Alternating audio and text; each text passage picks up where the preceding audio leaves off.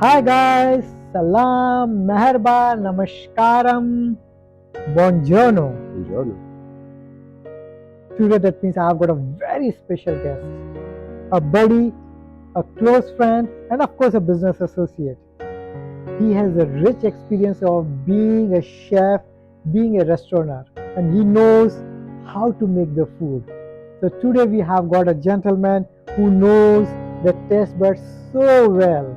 He can make you so happy from the soul because the food, what we say in India, if you have to win the heart or the soul of anybody, the food is the perfect way to enter into his heart and soul. And he knows this magic. He's an artist.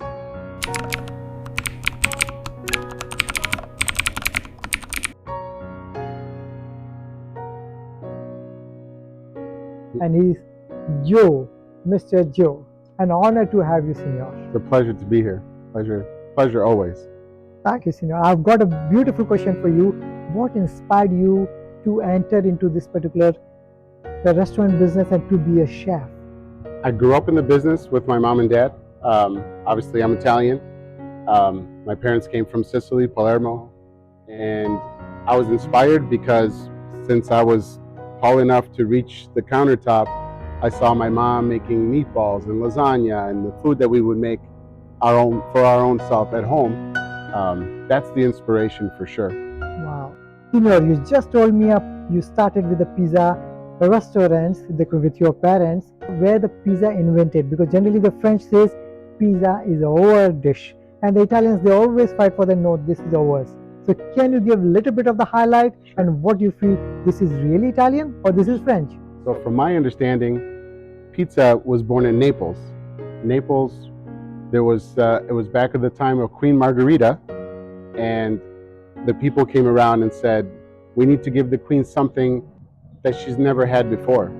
And it was a bakery who made bread. And so the gentleman who owned the bakery at the time said, hey, I need to come up with something fantastic. So in Italy, of course, the tomatoes is amazing. The fresh mozzarella, they always had it. So he's spread out some bread. He put the olive oil on it. Then he put the tomatoes. He put some fresh mozzarella. He baked it in the oven. And when it came out, that was pizza. He said, well, I need it to look very Italian. So what looks better than the Italian flag with red, white, and green? So he took some fresh basil and he put it on top. And that was the Margherita pizza, named after the Queen Margherita. Therefore, hence, the first pizza in Naples. And from what I understand, I haven't been to Naples in a very long time, that pizza place is still there and still making pizza. How many years old? Oh, it's well, you're putting me on the spot for history, but it's got to be 500 years old or more. Senor, whenever I go to any restaurant and it means if the food is so good, I keep repeating it. Like from the last 2 days, we are repeating this restaurant, Pita Jungle. And why that means? Because the consistency of the food. So how in the restaurant business the consistency is possible? Because at the end of the day, human beings are also in the kitchens. They must be also having a up and downs in their life. So how to make the balance in terms of the emotions, in terms of the consistency of the food and the presentation?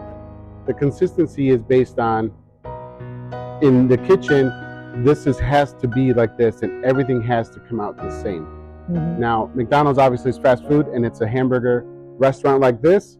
It's a little more difficult because, like you say, that love that your mom puts in the food, that's hard to replicate, obviously. But as a chef, that's what you teach your chefs. You need to make food because you want to be here. You want to make this food. This isn't a job. You have to love what you do. And even if we do it every single day, there's a consistency because this is the way it needs to come out of the kitchen. And you won't accept it any other way. Even when I was doing 1,100 dinners a night in Chicago in the restaurant, my job as the chef, the executive chef, I had a whole team of chefs, and everybody makes their plate, but I inspected every single plate that came in front of me, and I put it on the tray, and then I would okay it to go. If I didn't like it, I send it back. Wow. And that's how it works in most restaurants. And that's the training. We train you to make it the same every single time. So some restaurants use a scale, so they weigh their food. Some restaurants use a pattern. Hey, this is how it's supposed to look on the plate. but it's very specific, and there's a lot of work behind the scenes to make that plate look the way it does. But as far as so many people come to me and say, hey, my mother's the best cook in the world, I want to open a restaurant for her. And I always say, don't do it. Because cooking at home is one thing. You cook for your family, you cook for your kids, you cook for your whatever. Hey, I do all the parties, everybody in my family. It's not the same as the restaurant business. You may be an amazing cook in your house, but you never make it as a chef in a restaurant. It's a whole different ballgame. After the COVID, the world has completely changed. So what you observe the changes in the restaurant business post-COVID? COVID created a huge problem because it made people very aware of things that maybe we've forgotten to be aware of. Sanitation, keeping your place clean. We started sitting everybody so far away because for a long time that wasn't an issue. And you walk into restaurants sometimes and there's not even room to walk in the restaurant. They have table on top of table. Today, we're a lot more aware of our neighbor, a person sitting next to us. If this guy's coughing too much, hey, there's things that we should have always been aware of. And in today's world, in our society today, I think we've all become very accustomed, finally, to giving that personal space. In the restaurant business, the health departments have really cracked down on, hey, this needs to be like this needs to be like this. So I think COVID basically gave everybody a chance to realization, come back to feet on the ground. Very true. And I think that in all businesses, I think that there was a reevaluation, whether you're in the food business or in the courts business or whatever business you're in, there was definitely a reevaluation.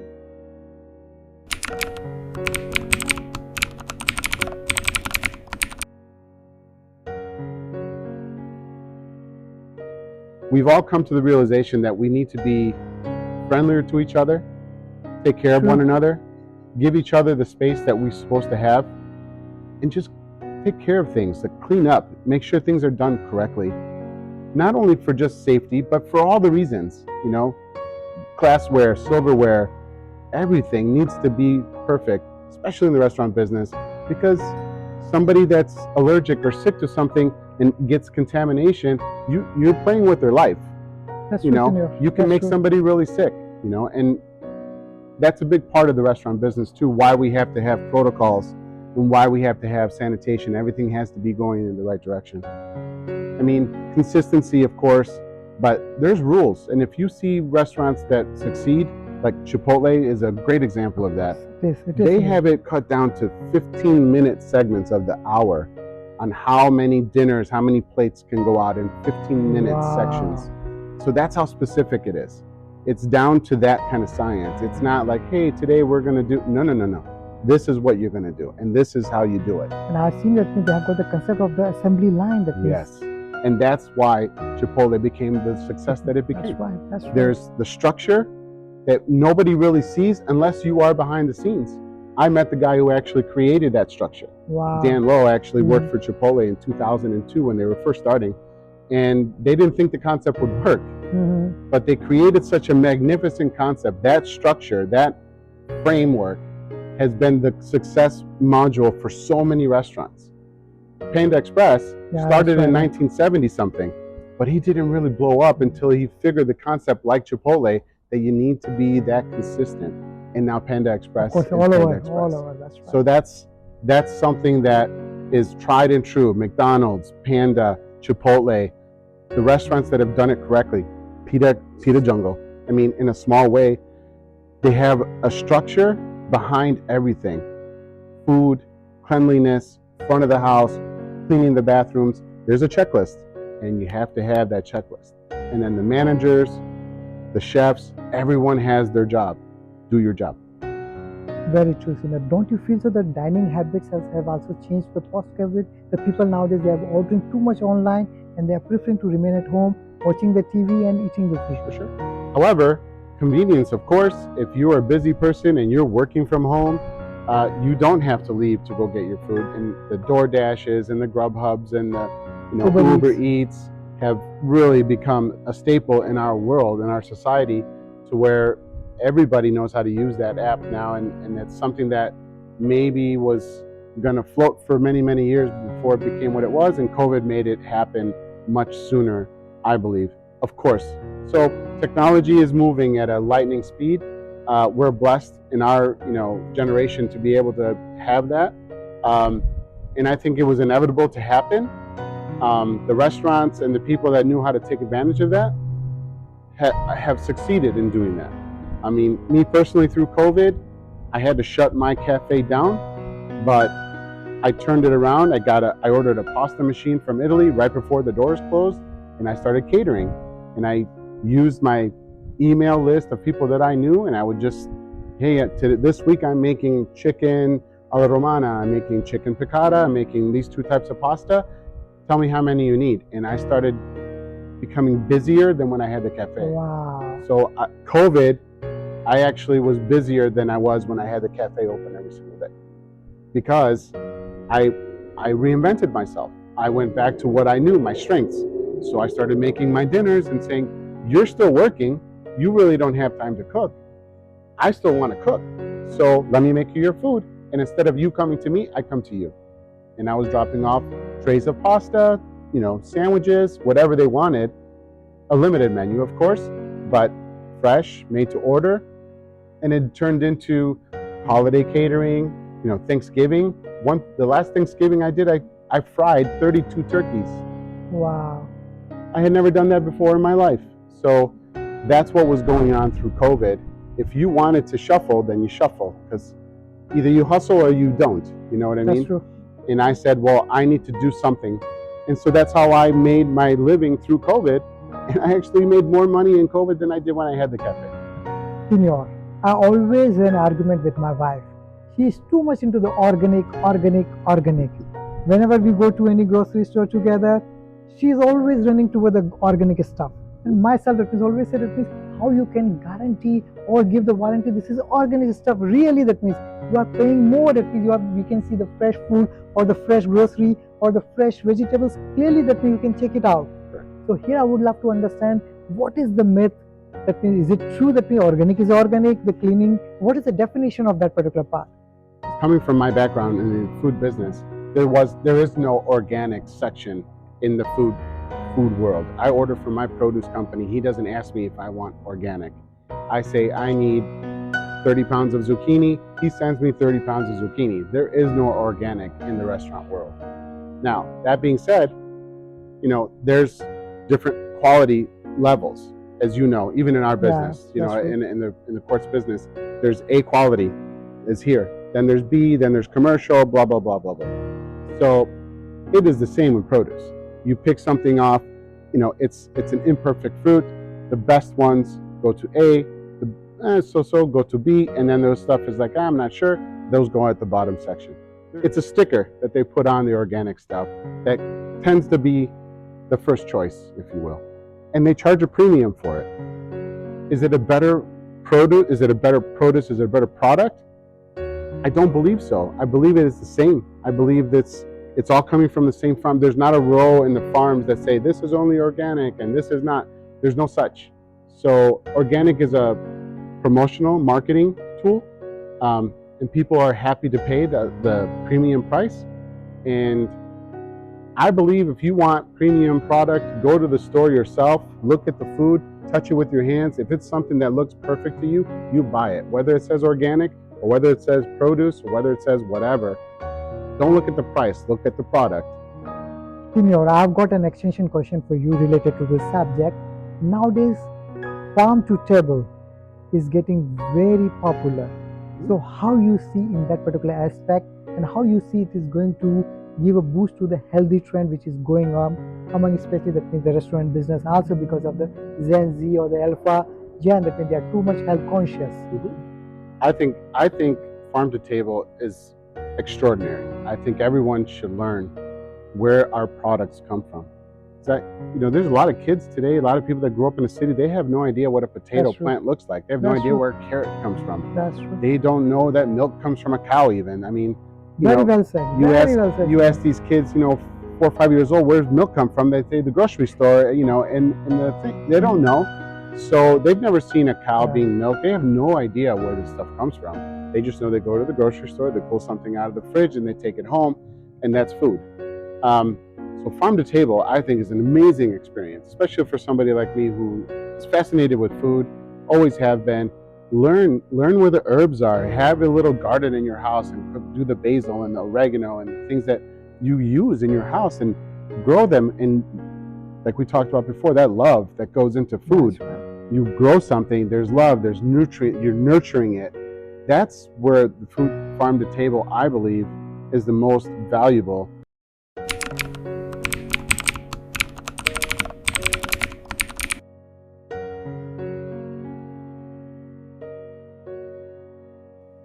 Happy Senior, don't you feel so nowadays that people have got more conscious in terms of the categorization of the food, like the gluten-free, vegan, keto? Most So definitely. how you approach in the kitchen, that means? It's difficult. It's, the gluten-free word is thrown around considerably. You can't have a pizza place that does gluten-free and cook the pizza in the same oven. That's true. That pizza is not gluten-free anymore because that flour touched that pizza, there's gluten, whether you like it or not. If I use the same table. So the term is used very loosely. And there's a lot of people that I'm gluten intolerant, but that's not necessarily true. There's celiac people that have an issue for real. That's serious. And those people can't just go, oh, it's gluten-free and you're okay. If it's prepared in the same kitchen, it's not gluten-free. I'm here to tell you. It could be gluten-free in the package, but once it hits that same table where I prep all the other food, it's not gluten-free anymore. So it's a loose term. A lot of people have gone that way because they feel like they have an issue with gluten, which that's fine. Everyone's ability to do whatever they need to do. But I really think educate yourself on the details.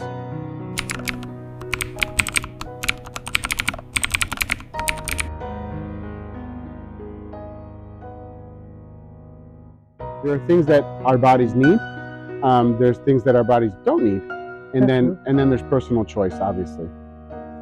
So I tell all restaurateurs all the time, and I do a lot of business consulting in the restaurant business, and I say, be aware of what you're advertising. Because you can advertise something, put GF on it, gluten-free on your menu, but if it's not really gluten-free, and you're not producing it the way to be gluten-free, don't put the GF on there. And I understand that 95, maybe even more than that percentage of people that say they're gluten-free or intolerant, they're not. Because it is very slim that people have celiac. There's people that have it, but it's very slim percentage-wise. Just, you put yourself in a problem. And those are problems that a restaurant can't handle because that could shut you down. So as a manager, as an owner, as a restaurateur, just don't do it. What you would love to suggest, or what you love to advise to any consumer going to the restaurants with a background that means they are not going to have the healthy food? So can you guide them that means even in the restaurant they can have the healthy food? They have to be a little bit cautious while ordering the order or while giving a little bit of the instructions to the kitchen. So I can tell you, as being behind the scenes as a chef, it's difficult to rearrange your whole kitchen for one specific person unless you have advance notice. Example, when I was in a restaurant that did 1,000 dinners in a night, it's different than doing 100 dinners on my little Italian restaurant. So that was a more boutique-y restaurant. Someone comes in and says, hey, I can't have olive oil. I'll make you a dish with no olive oil. But you come into the restaurant that does 1,000 dinners, it isn't going to happen. So be realistic. Know where you're going. If you come to the tiny little Italian mom and pop place that's small, the guy's cooking for real, he's cooking everything to order, there's a possibility your request will be honored. And in Italy, most restaurants will not accommodate your specific nonsense. Not nonsense, but your order or whatever specification. So know where you are. If you're in a big restaurant that's moving a lot of stuff, there's a great chance you're not going to get what you're really asking for. More often than not. In a smaller restaurant that is not so hectic, not so crazy, also not a Friday night, Saturday night where things are flying off the shelf, hey, you know what? That might be the night that you reinvent the menu and maybe you'll get accommodated. So again, know your audience, know where you're at. If you're in a restaurant that can accommodate something like that, but those have become fewer and fewer, again, going back to the structure. These guys aren't trained. That's right. I was trained to make food to order, and I literally took the pan, olive oil, put garlic. Hey, you don't want garlic? No problem. I won't put garlic. Olive oil, no garlic. Put the tomatoes. That's okay. I could do that, but that's how I was trained.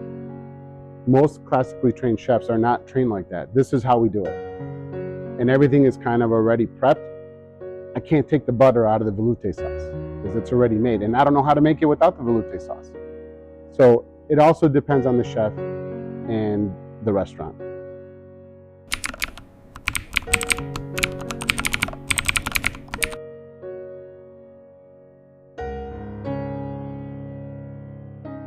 What advice you have for the young chefs who are entering into the hospitality business, restaurant business, and what advice you would love to give to the aspiring restaurateur? So I tell people all the time that want to get into the restaurant business, do you love food? That's your first question. I inspired, kids that came to me as dishwashers, and I made them chefs, and they're still chefs in California and in Chicago that didn't know a plate from a pot. They had no idea. So if you are inspired in the food business, because it's a difficult business, be prepared to put in the hours, be prepared to sweat it out, be prepared to be working when everybody's out having a good time, because that's your business. That's true. You're in the hospitality business. Very Everyone's well going said. out having a good time. You're at work. So if you're prepared to do that and take that on, especially as a cook, as a chef, and as a restaurateur, then that's step one. Step two, you better know your basis of what you want to do.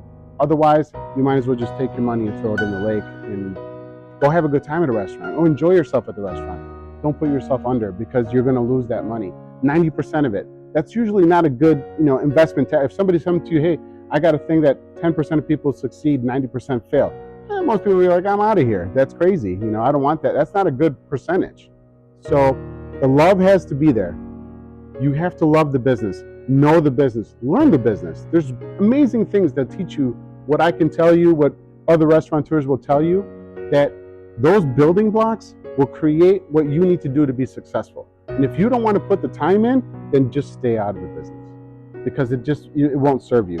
But if you are inspired and you want to do it, there's nothing more gratifying than the restaurant business. Beautifully said, guys. What he said beautifully, 3 things: own the business, love the business, learn it, and explore it. And those mantras are going to be making you successful, whether you are in the restaurant business or any form of business. Very important. Muchas gracias, Senor. Thank you, an honor to have you. My pleasure being here. Too happy to unravel your experience of this particular world, Senor. I love it. I do. So I appreciate you guys. Thank you. Thank you, Senor. Thank you. Thank you. Thank you. Thank you.